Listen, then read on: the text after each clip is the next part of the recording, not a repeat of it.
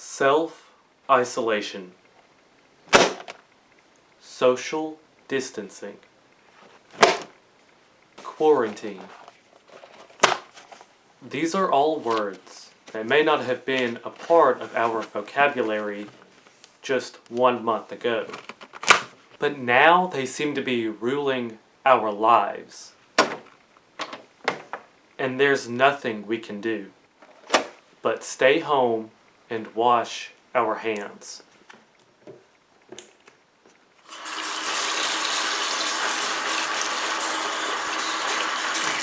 We can feel helpless, and this sparks the question: when will things go back to normal? Welcome, friends. Let me reassure you that things will go back to normal. I believe with full assurance that it will. We just don't know when. Sometimes we just can't help to wonder about it though, and I even find myself asking that very same question. Although I'm not asking when will the coronavirus pandemic end. I'm not wondering when our schedules will once again be full. However, I am asking, when will we humans once again become heartless, ungrateful creatures of habit once our normal routine resumes? Unfortunately, you and I both know that all it takes is that one person doing that one thing that just drives you up the wall, and then we're back into our normal negative cycles. Why do we always fall back into that negative cycle?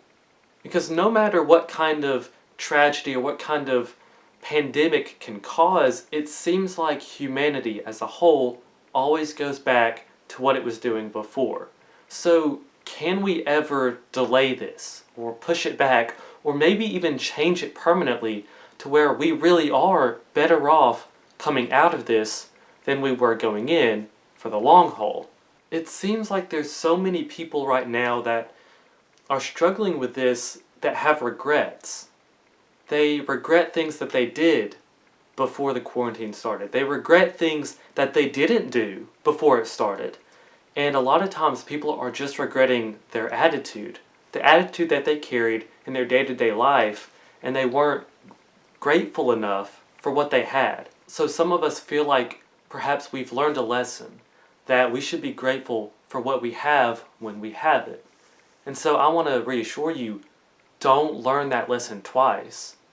Take advantage of the now, even during the quarantine, to be productive, to be positive, to change your life in a way that when you come out, you'll be better off for it long term. And then once that daily life starts back again, be present in the here and now. Don't learn that lesson twice. So let me remind you of something that you probably already know, that it's a choice. See, that cycle of negativity, that's the easy choice. And that's why so many of us fall into it so easily. Negativity spreads faster than positivity does. And so when one person is negative, the people around them generally become negative, and around them, and that has become normal. It doesn't have to be normal. Negativity does not have to be normal. It takes discipline to be positive. It takes discipline to choose positivity. So let's choose that every day. So if I do that, if I choose positivity once everything starts to run again, once we get sports starting back running as normal, and businesses open back up, and we're happy to see our friends, and we're happy to do things that we haven't been able to do in several months, and we continue to choose positivity, then the world will be a better place. I guarantee it. But it takes the decision for you right now to choose what your attitude is going to be before you're put in the situation. We don't know when it's going to end, but that's not the problem. We can choose to be happy and grateful for this time that we have. We can take advantage of things that we've always wanted to get off of our checklist. And we can get better at doing that right now. And then, once it does start back again, we'll be a whole lot better off for it. So choose discipline. Choose to be happy. Choose to do it right now, so that way maybe we can delay that normal. Or maybe negativity won't have to be normal again.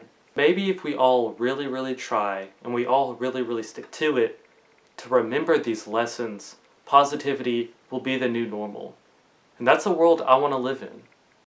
You know those people that say they want to change the world, right? And it seems like a big task, and logically you can't change the world because one person can't affect that large of a thing to tackle all at once. It's just not logical. So yeah, it's kind of a silly analogy, but for the purpose of our lives, maybe we should just think about it a little different. Think about each person that you normally come in contact with.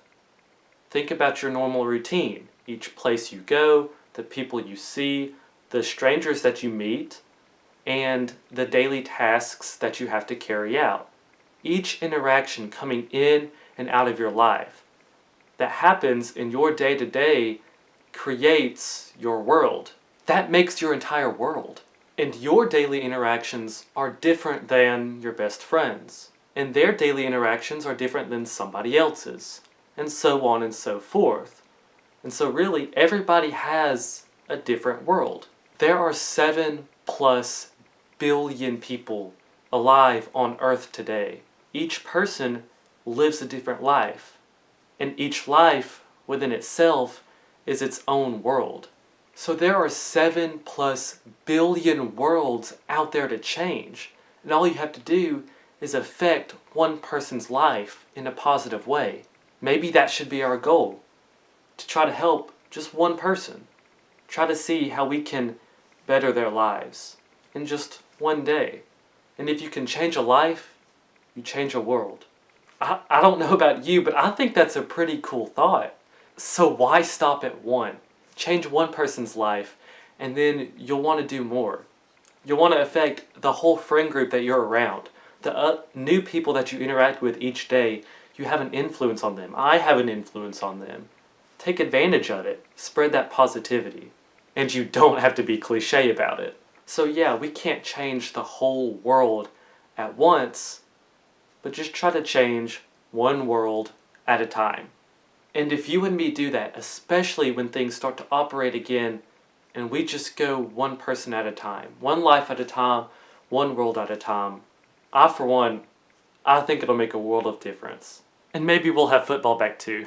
If you enjoyed this video, hit the like button and subscribe for more college football content. It really helps me out. But you know what? Please share this video with somebody that you think it might could have an impact on. That would mean a whole lot to me, and hopefully to them. That's all for College Football Media. Be goody now.